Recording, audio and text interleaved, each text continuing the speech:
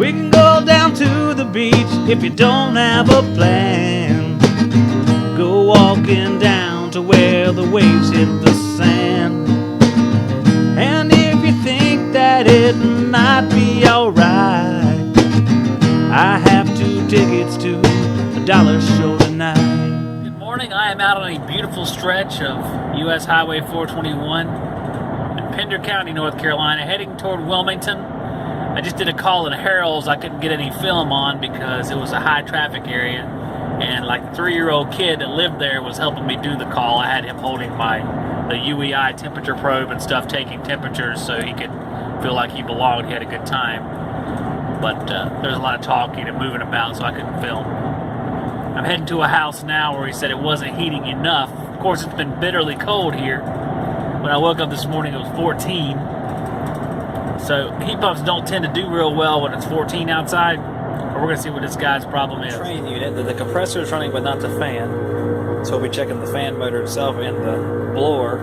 That's blower, shit. The defrost controller, because maybe it's got to shut off and never coming back on. The Amana unit is frozen solid. That's what we're going to check it too. So we're going to see what's going on here. 6 degrees on the suction line and 75 degrees on a discharge line, which is really cold.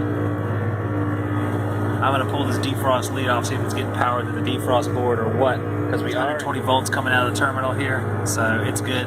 So we'll check the fan motor itself. The fan is pulling 3.35 amps, which is way too much, and it is not spinning freely, so it looks like we have bad bearings in the fan motor.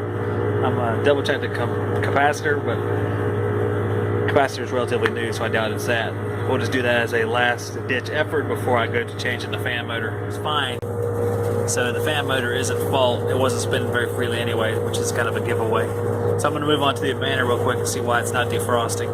The defrost board wasn't working in test mode, so I went ahead and jumped out the reversing valve and the red wire to start melting some of this ice. I'll probably fool the fan plug as well, but it looks like the defrost board's crap. These were kind of shitty anyway, so super. I got my water coming off the unit defrosting finally.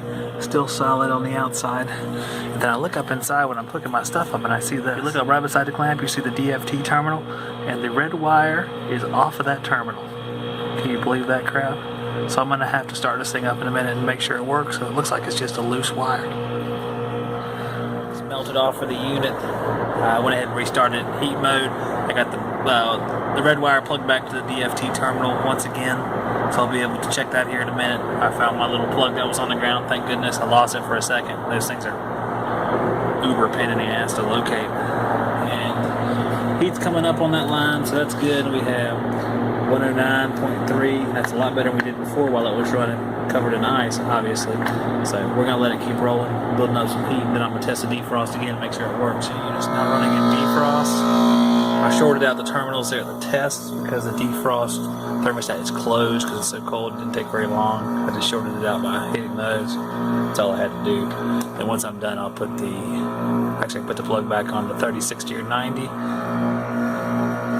It looks like that defrost board is fine. It was just loose wire. Huh.